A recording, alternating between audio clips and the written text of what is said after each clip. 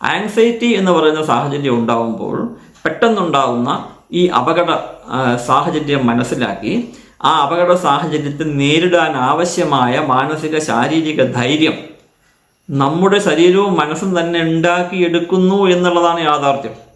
പിന്നീട് അതിനെക്കുറിച്ച് ആലോചിക്കുമ്പോഴാണ് നമുക്ക് അങ്ങനെ സംഭവിച്ചില്ലെങ്കിലോ എന്നുള്ള ചിന്ത വരിക. ബ്ലഡിനോടുള്ള പേടി മാറണമെന്നുണ്ടെങ്കിൽ വീണ്ടും വീണ്ടും ബ്ലഡ് കണ്ട് കണ്ട് കണ്ട് കണ്ട് വേണം മാറാൻ എന്നുള്ളതാണ് എക്സ്പോഷർ തെറാപ്പി. പക്ഷെ അത് പതിയെ പതിയെ ഞങ്ങൾ ചെയ്യും. എല്ലാവർക്കും എൻ്റെ നമസ്കാരം. സാഹചര്യം ആണ് നമ്മുടെ ബിഹേവിയറൽ മോഡിഫിക്കേഷന് വളരെയധികം ഹെൽപ്പ് ചെയ്യുക എന്നുള്ളത് നമുക്ക് എല്ലാവർക്കും അറിയാം. നമ്മളെല്ലാവരും ചെറുപ്പത്തിൽ തന്നെ ഒരുപാട് സാഹചര്യങ്ങളിലൂടെ കടന്നു വന്നപ്പോൾ നമ്മുടെ പല പേടികളും നമ്മുടെ പല ആങ്സൈറ്റികളും പല ടെൻഷനുകളും മാറിയിട്ടുണ്ട്. നമ്മുടെ പല ആങ്സൈറ്റികളും പേടികളും ടെൻഷനുകളും മാറാൻ ഏറ്റവും പ്രധാനം എന്ന് പറയുന്നത് സാഹചര്യങ്ങൾ നമുക്ക് തരുന്ന സൈക്കോതെറാപ്പിയാണ്. സാഹചര്യങ്ങൾ നമുക്ക് സൈക്കോതെറാപ്പി തരാറുണ്ട് എന്നുള്ളതിൻ്റെ ഒരു ഉദാഹരണമായി ഒരു കേസ് സ്റ്റഡി ഞാൻ നിങ്ങളുടെ മുമ്പിൽ വയ്ക്കാൻ പോവുകയാണ്. നമ്മളെല്ലാവരും കേട്ടിട്ടുണ്ട്. ഇതൊരു ഏകദേശം ഒരു 3 വർഷം മുമ്പ് നടന്നതാണ്. 3-4 വർഷമായി, കൃത്യമായിട്ട് ഓർമ്മയില്ല, മേ ബി 4 വർഷമായിട്ടുണ്ടോ. ആ സമയത്ത് ഒരു വ്യക്തി എന്നെ കാണാൻ വരുന്നു. 24 വയസ്സ് 25 വയസ്സ് പ്രായം. ആ സമയത്ത് അദ്ദേഹം എന്നെ കാണാൻ വരുന്നു. എന്നിട്ട് പറയുകയാണ്, സാറേ എനിക്ക് ബ്ലഡ് കണ്ടാൽ തലകറങ്ങും എന്നറിയാം. ബ്ലഡ് കണ്ടാൽ തലകറങ്ങും, ചോര കണ്ടാൽ തലകറങ്ങും. അപ്പോൾ ഞാൻ അദ്ദേഹത്തിനോട് ചോദിച്ചു, നിങ്ങൾക്ക് എന്താ ജോലി? അദ്ദേഹം ഏതോ ഒരു സ്ഥാപനത്തിലെ അക്കൗണ്ടൻ്റാണ്. നിങ്ങൾക്ക് ബ്ലഡ് കാണേണ്ട സാഹചര്യം ഒരാഴ്ചയിൽ എത്ര പ്രാവശ്യം വരും? അങ്ങനെയൊന്നും വരില്ല. പക്ഷേ ഇദ്ദേഹത്തിൻ്റെ മനസ്സിൽ, അതായത് സാധാരണ ജീവിതത്തിൽ ബ്ലഡ് കാണേണ്ട യാതൊരു സാഹചര്യവും അവനില്ല. പക്ഷെ എന്നിരുന്നാലും ആ പേടി അവനെ കാർന്ന് തിന്നുകയാണ്. കാരണം അവൻ്റെ ശരീരത്തിൽ മുറിവുണ്ടായാൽ പോലും ആ ബ്ലഡ് കണ്ട് അവൻ തലയിറങ്ങി വീഴുന്നൊരു സാഹചര്യം ഒരു പ്രാവശ്യം ഉണ്ടായിട്ടുണ്ട് എന്നാണ് പറയുന്നത്. 4-5 മാസം മുമ്പ്, വർഷം മുമ്പാണ്.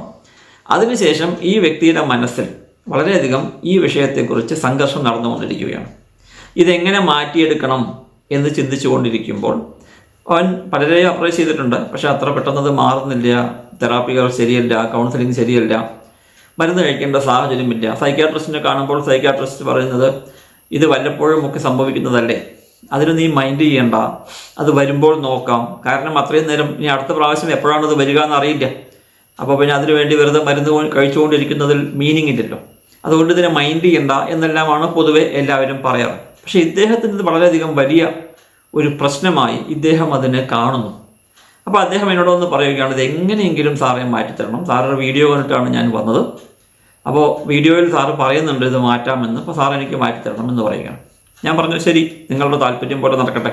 പക്ഷേ ഇടയ്ക്ക്, അതായത് തുടക്കത്തിൽ തെറാപ്പി തുടങ്ങിയതിന് ശേഷം എക്സ്പോഷർ തെറാപ്പിയുടെ സമയം വരുമ്പോൾ ഞാൻ നിങ്ങളെ അടുത്തുള്ള ഹോസ്പിറ്റലിലേക്കും അവിടുത്തെ ലാബിലേക്കും ഈ ബ്ലഡ് ടെസ്റ്റ് ചെയ്യുന്ന സ്ഥലത്തേക്കും ബ്ലഡ് എടുക്കുന്ന സ്ഥലത്തേക്കും എല്ലാം ഞാൻ കൊണ്ടുപോകും. അതിന് താങ്കൾ തയ്യാറാവണം എന്ന് പറഞ്ഞൊരു മെമ്മോറാണ്ടം ഓഫ് അണ്ടർസ്റ്റാൻഡിങ്, ഒരു എഗ്രിമെൻ്റ് എഴുതി വാങ്ങിക്കാറുണ്ട് ഇത്തരം സാഹചര്യങ്ങളിൽ. അപ്പോൾ ഒന്നും സംഭവിക്കില്ല, പക്ഷേ എന്നിരുന്നാലും വലിയ റിസ്ക് ഒന്നുമില്ല. പക്ഷേ എഗ്രിമെൻ്റ് വേണമല്ലോ. അപ്പോൾ അതിന് വേണ്ടിയിട്ട് എഗ്രിമെൻ്റ് എഴുതി വാങ്ങിക്കാറുണ്ട്. അദ്ദേഹം അത് സമ്മതിച്ചു. ഞാൻ വരാം, ഏത് സ്ഥലത്തേക്കും, സാറ് പറയുന്ന ഏത് സ്ഥലത്തേക്കും ഞാൻ വരാൻ തയ്യാറാണ്, സാറുണ്ടെങ്കിൽ എനിക്ക് ധൈര്യമാണ് എന്ന് പറഞ്ഞു. ശരി, അദ്ദേഹത്തിന് ബിഹേവിയേഴ്സ് തുടക്കത്തിൽ കൊടുക്കുന്ന സാധാരണ ഒരു കൗൺസിലിംഗ് കൊടുത്ത് അദ്ദേഹത്തിന് ഞാൻ പറഞ്ഞയച്ചു. 10 ദിവസം കഴിഞ്ഞ് വരാൻ പറഞ്ഞു. 10 ദിവസം കഴിഞ്ഞ് ഇദ്ദേഹം വന്നില്ല. ഞാനത് മറന്നു. ഏകദേശം 4 മാസം കഴിഞ്ഞിട്ടാണ് അദ്ദേഹം തിരിച്ച് എൻ്റെ അടുത്തേക്ക് വരുന്നത്. തിരിച്ചു വരുമ്പോൾ ഞാൻ അദ്ദേഹത്തിനെ കണ്ടപ്പോൾ തന്നെ എനിക്ക് മനസ്സിലായി, ഇത് 4 മാസം മുമ്പ് ബ്ലഡിനെ പേടിയാണ് എന്ന് പറഞ്ഞ വ്യക്തിയാണല്ലോ എന്ന് മനസ്സിലായി. അപ്പോൾ ഇദ്ദേഹം വന്ന ഉടനെ എന്നോട് പറഞ്ഞു, സാറേ എനിക്ക് എന്നെ ഓർമ്മയുണ്ടോ? സാർക്ക് എന്നെ ഓർമ്മയുണ്ടോ? ഞാൻ മറുപടി പറഞ്ഞു, ഓർമ്മയുണ്ടല്ലോ, തീർച്ചയായും ഓർമ്മയുണ്ട് എന്ന് പറഞ്ഞു. അദ്ദേഹം എന്നോട് അപ്പോൾ തന്നെ പറയുകയാണ്, ഞാൻ അന്ന് പറഞ്ഞ ആ പ്രശ്നം പൂർണ്ണമായും മാറി. ഇപ്പോൾ ഏത് പ്രശ്നം? അദ്ദേഹത്തിൻ്റെ ബ്ലഡിൻ്റെ പേടി. ബ്ലഡിനെ കാണുമ്പോൾ തന്നെ ബോധം കെടുന്ന, മോഹാലസ്യം ഉണ്ടാകുന്ന ആ സാഹചര്യം മാറി എന്നാണ് അവൻ പറയുന്നത്. അപ്പോൾ ഞാൻ ചോദിച്ചു, അതെന്ത് പറ്റി? നമ്മൾ തെറാപ്പി ഒരു പ്രാവശ്യമല്ലേ താങ്കൾ എന്നോട് വന്നിട്ടുള്ളൂ, കൗൺസിലിംഗ് മാത്രമല്ലേ തന്നുള്ളൂ, അത് മാറിയോ എന്ന് ചോദിച്ചു. മാറി എന്ന് പറഞ്ഞു. എങ്ങനെ മാറിയെന്ന് ചോദിച്ചപ്പോൾ അദ്ദേഹത്തിൻ്റെ എക്സ്പീരിയൻസ് പറയുകയാണ്. സാഹചര്യം, ഞാൻ പറഞ്ഞത് ഓർക്കുക, സാഹചര്യം. ഒരു ദിവസം ഇദ്ദേഹവും അച്ഛനും അമ്മയും ഒരു സഹോദരിയും കാറിൽ എവിടേക്കോ പോവുകയാണ്. പെട്ടെന്ന് കാർ ആക്സിഡൻ്റ് ആവുന്നു. ആക്സിഡൻറ്റിൽ 4 പേർക്കും തരക്കേടില്ലാത്ത സാരമായ മുറിവുകൾ തന്നെ ഉണ്ട്. നിസ്സാരമല്ല, സാരം തന്നെയാണ്, മുറിവുകൾ തന്നെയുണ്ട്. അത് വരുന്നു. കാറ് ആൾമോസ്റ്റ് തകരുന്നു. പക്ഷെ മറ്റ് പ്രശ്നങ്ങളൊന്നുമില്ല. ഇവർക്ക് പുറത്തേക്ക് വരാൻ കഴിയുന്നു. ഈ 4 പേരെയും ഇയാൾ തന്നെ, ഈ പറഞ്ഞ വ്യക്തി തന്നെ ഈ 4 പേരെയും പുറത്തേക്ക് എടുത്തുന്നു. അപ്പോഴേക്കും ആളുകൾ സഹായത്തിന് വരുന്നു. അതിനുശേഷം മറ്റൊരു വണ്ടി വിളിച്ച് ഈ 3 പേരെയും കയറ്റി ഇയാളും അതിൽ കയറി അടുത്തുള്ള ഹോസ്പിറ്റലിലേക്ക് പോകുന്നു. അവിടെ പോയി കേസ് ഷീറ്റ് മറ്റു കാര്യങ്ങളെല്ലാം, അതായത് കൗണ്ടറിൽ പറയുന്നതും എല്ലാ കാര്യങ്ങളും ചെയ്യുന്നതും ഈ വ്യക്തി തന്നെയാണ്. ഇദ്ദേഹവും അവരെല്ലാവരും ബ്ലീഡ് ചെയ്തുകൊണ്ടിരിക്കുകയാണ്. ശരീരത്തിൻ്റെ പല ഭാഗത്തു നിന്നും കുറച്ചായി രക്തം പോകുന്നുണ്ട്. ബ്ലീഡിംഗ് എന്ന് പറഞ്ഞാൽ അങ്ങേയറ്റത്തെ ക്രിട്ടിക്കലായിട്ടുള്ള ബ്ലീഡിംഗ് അല്ല. എല്ലാവർക്കും മുറിവുണ്ട്, റീസണബിൾ മുറിവുണ്ട്. ആ മുറിവിലൂടെ എല്ലാം കുറച്ചായിട്ട് ബ്ലഡ് പോകുന്നുണ്ട്. അതെല്ലാം കണ്ടുകൊണ്ട് തന്നെ ഇദ്ദേഹം എല്ലാ കാര്യങ്ങളും ചെയ്യുന്നു. ഈ ഫോം ഫില്ലപ്പ് ചെയ്ത് കൊടുക്കുന്നു, കൗണ്ടറിൽ പോയി പൈസ അടയ്ക്കുന്നു, എല്ലാം ചെയ്യുന്നു. അതിനുശേഷം അച്ഛൻ്റെയും അമ്മയുടെയും സഹോദരിയുടെയും കൂടെ ആ വാർഡിൽ, അതായത് കാഷ്വാലിറ്റിയിൽ ഇവനും അവിടെ ഇരിക്കുന്നു. അവിടെ വരുന്ന എല്ലാവരെയും കാണുന്നു, എല്ലാവരോടും സംസാരിക്കുന്നു. അച്ഛനോടും അമ്മയോടും സംസാരിക്കുന്നു. അവരോട് പറയുന്നു പ്രശ്നങ്ങളൊന്നുമില്ല, എല്ലാം നോർമലാണ്, വിഷമിക്കേണ്ട. അനിയത്തിയെ ധൈര്യം കൊടുക്കുന്നു. ഇതെല്ലാം അവൻ ചെയ്യുകയാണ്. അതിനുശേഷം അന്ന് വൈകുന്നേരം ഒരു രാത്രി അവിടെ കിടക്കേണ്ടി വന്നു എന്നാണ് അവൻ പറഞ്ഞത്. അതിനുശേഷം അവരെല്ലാവരും വീട്ടിലേക്ക് വരുന്നു. അടുത്ത 2 ആഴ്ചയ്ക്ക് ഈ 3 പേർക്കും ഇദ്ദേഹത്തിന് സ്വയവും ശരീരത്തിൽ വന്ന മുറിവുകളുടെ എല്ലാം ഡ്രസ്സിങ് എല്ലാം ഇവനാണ് ചെയ്യുന്നത്. അതെല്ലാം ക്ലീൻ ചെയ്ത് മരുന്ന് വെച്ച് വീണ്ടും കെട്ടിക്കൊടുക്കുന്ന സാഹചര്യം, അത്തരം കാര്യങ്ങളെല്ലാം ഇവനാണ് ചെയ്യുന്നത്. വീടിനടുത്തുള്ളൊരു നേഴ്സ് 2 ദിവസത്തേക്ക്, ഒരു മേൽ നേഴ്സ് 2 ദിവസത്തേക്ക് വന്നിരുന്നു. പിന്നീട് അവൻ പറഞ്ഞു ഞാൻ ചെയ്തോളാം, ചെറിയ കാര്യങ്ങളല്ലേ ഉള്ളൂ എന്ന് പറഞ്ഞ് ഇവരെല്ലാം ചെയ്യുകയാണ്. ഇത് കഴിഞ്ഞ് അവൻ ഒരു ദിവസം, അതായത് 8-10 ദിവസങ്ങൾക്ക് ശേഷം അവൻ സ്വയം ഒരു ബോധോദയം അവനുണ്ടാവുകയാണ്. ഈ 8 ദിവസമായി അല്ലെങ്കിൽ 10 ദിവസമായി ഈ ബ്ലഡെല്ലാം കണ്ട് ഇത്തരം കാര്യങ്ങളെല്ലാം ചെയ്യുന്നത് ഞാനാണ്. അങ്ങനെ എനിക്ക് പറഞ്ഞതുപോലെ ഈ ബ്ലഡിനോട് പേടിയുണ്ടായിരുന്നുവെങ്കിൽ, ബ്ലഡിനോട് കാണുമ്പോൾ തന്നെ ഞാൻ തലകറങ്ങി വീഴുമായിരുന്നെങ്കിൽ ഇത്രയും ഭംഗിയായി എനിക്കിത് കൈകാര്യം ചെയ്യാൻ കഴിയില്ലായിരുന്നു. അതുകൊണ്ട് ഇതെൻ്റെ തോന്നലല്ലേ എന്നവൻ സ്വയം ചോദിക്കുകയാണ്. അതിനുശേഷം ഈ മുറിവുകളെല്ലാം ഏകദേശം ഒന്ന് ഉണങ്ങി എന്ന് കണ്ടപ്പോഴേക്കും ഇവൻ വീണ്ടും ഹോസ്പിറ്റലിലേക്ക് പോയി. അവിടുത്തെ ലാബിൻ്റെ ഇൻചാർജിനോട് പെർമിഷൻ ചോദിച്ചതിന് ശേഷം ഏകദേശം എല്ലാ ദിവസവും വൈകുന്നേരം ആ ലാബിനകത്ത് പോയി ബ്ലഡ് കണ്ട് അവിടെ 2 മിനിറ്റ് ഇരുന്ന് തിരിച്ചു വരുന്നൊരു സാഹചര്യം ഉണ്ടാക്കി. അതിനുശേഷമാണ് 1 മാസം തുടർച്ചയായി ചെയ്തു. അവന് സാറ്റിസ്ഫാക്ഷനായി, എനിക്കിനി ആ പേടിയില്ല എന്നവൻ തീരുമാനിച്ചു. അതിനുശേഷമാണ് അവൻ എന്നോട് വന്ന് ഈ കാര്യങ്ങൾ പറയുന്നത്. ഞാൻ വളരെ ഹാപ്പിയായി. അവന് ഷെയ്ക്ക് ഹാൻഡ് കൊടുത്തു.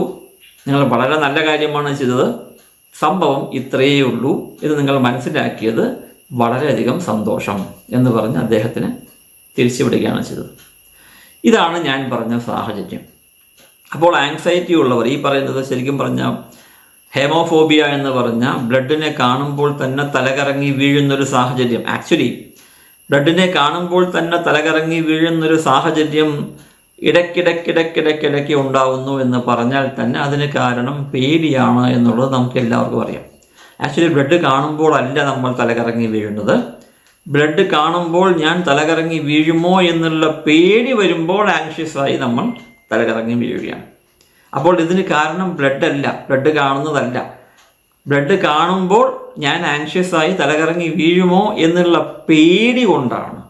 അങ്ങനെ പേടി വരുമ്പോൾ നമ്മുടെ fight or flight syndrome trigger ആവുകയും നമ്മുടെ ശരീരത്തിൽ ഫ്രീസ് റെസ്പോൺസ് ഉണ്ടാവുകയും ചെയ്യുന്നു എന്നുള്ളതാണ് യാഥാർത്ഥ്യം. ഞാൻ തന്ന ഈ കേസിൽ നിങ്ങൾക്ക് കൃത്യമായി മനസ്സിലാവും സാഹചര്യം. അവൻ്റെ ജീവിതത്തിൽ, ഈ വ്യക്തിയുടെ ജീവിതത്തിൽ ഒരു സാഹചര്യം കൃത്യമായി വന്നു. ആ സാഹചര്യത്തിൽ ഇവന് അതിന് നേരിട്ടേ പറ്റൂ എന്നുള്ള വളരെ സ്ട്രോങ് ആയ ഒരു സാഹചര്യമാണ് വന്നത്. ഇത് നേരിട്ടേ പറ്റൂ. ആ സമയത്ത് ഇവന് തലകറങ്ങി വീണാൽ അച്ഛനെയും അമ്മയെയും സഹോദരിയെയും ആര് കൈകാര്യം ചെയ്യും, അല്ലെങ്കിൽ ആര് സഹായിക്കും? ആ സമയത്ത് ഇവനിതിനെക്കുറിച്ച് ചിന്തിച്ചിട്ടേ ഇല്ല. ഇങ്ങനെയൊരു എനിക്കൊരു ബോധക്ഷയം ഉണ്ടാകും എന്നുള്ള കാര്യത്തെക്കുറിച്ച് ഈ വ്യക്തി ചിന്തിച്ചിട്ടേ ഇല്ല. കാരണം എന്താ? സാഹചര്യം അത്രയും സ്ട്രോങ് ആയിരുന്നു. അവിടെ ചിന്തിക്കാൻ സമയം തരുന്ന സാഹചര്യമല്ല അത്, നമ്മൾ പ്രവർത്തിക്കുന്ന സാഹചര്യമാണ്. ഇതാണ് എപ്പോഴും ആങ്സൈറ്റിയിൽ ഉണ്ടാവാറ്. ആങ്സൈറ്റി എന്ന് പറയുന്ന സാഹചര്യം ഉണ്ടാകുമ്പോൾ പെട്ടെന്നുണ്ടാകുന്ന ഈ അപകട സാഹചര്യം മനസ്സിലാക്കി ആ അപകട സാഹചര്യത്തെ നേരിടാൻ ആവശ്യമായ മാനസിക ശാരീരിക ധൈര്യം നമ്മുടെ ശരീരവും മനസ്സും തന്നെ ഉണ്ടാക്കിയെടുക്കുന്നു എന്നുള്ളതാണ് യാഥാർത്ഥ്യം. പിന്നീട് അതിനെക്കുറിച്ച് ആലോചിക്കുമ്പോഴാണ് നമുക്ക് അങ്ങനെ സംഭവിച്ചില്ലെങ്കിലോ എന്നുള്ള ചിന്ത വരിക. ആക്ച്വലി അങ്ങനെ ഉണ്ടാവും എന്നുള്ളതാണ് യാഥാർത്ഥ്യം. അപ്പോൾ ഈ കേസിൽ കൃത്യമായി നിങ്ങൾക്ക് മനസ്സിലാക്കാൻ കഴിയും, സാഹചര്യം ഈ വ്യക്തിക്ക് ആക്ച്വലായിട്ടുള്ള എക്സ്പോഷർ തെറാപ്പി, CBTയിൽ പറയുന്ന എക്സ്പോഷർ തെറാപ്പി, ബ്ലഡിനോടുള്ള പേടി മാറണമെന്നുണ്ടെങ്കിൽ വീണ്ടും വീണ്ടും ബ്ലഡ് കണ്ട് കണ്ട് കണ്ട് കണ്ട് വേണം മാറാൻ എന്നുള്ളതാണ് എക്സ്പോഷർ തെറാപ്പി. പക്ഷെ അത് പതിയെ പതിയെ ഞങ്ങൾ ചെയ്യും. ഇവിടെ ഒറ്റയടിക്ക് ഇദ്ദേഹം ആ സാഹചര്യം മുഴുവൻ ഏകദേശം 2 ആഴ്ചയോളം തുടർച്ചയായി ആ സാഹചര്യത്തിൽ ഇരുന്ന് നിർബന്ധപൂർവം ആ സാഹചര്യം അനുഷ്ഠിക്കേണ്ടി വന്ന ഒരു സ്ട്രോങ് ആയിട്ടുള്ള അവസരം ഇദ്ദേഹത്തിന് കിട്ടി. അതുകൊണ്ട് ഇദ്ദേഹത്തിൻ്റെ പ്രശ്നം മാറി. ഇതാണ് പ്രകൃതി അല്ലെങ്കിൽ സാഹചര്യം നമുക്ക് തരുന്ന CBT എന്നർത്ഥം. അപ്പോൾ സാഹചര്യം വരുമ്പോൾ ആങ്സൈറ്റി പോലെയുള്ള പല പ്രശ്നങ്ങളും മാറും എന്നുള്ളതിന് നല്ലൊരു ഉദാഹരണമാണ് ഇത്. നിങ്ങളുടെ അറിവിന് വേണ്ടി ഞാൻ പകർന്നതാണ്. ഈ വീഡിയോ കണ്ടതിൽ എല്ലാവർക്കും നന്ദി.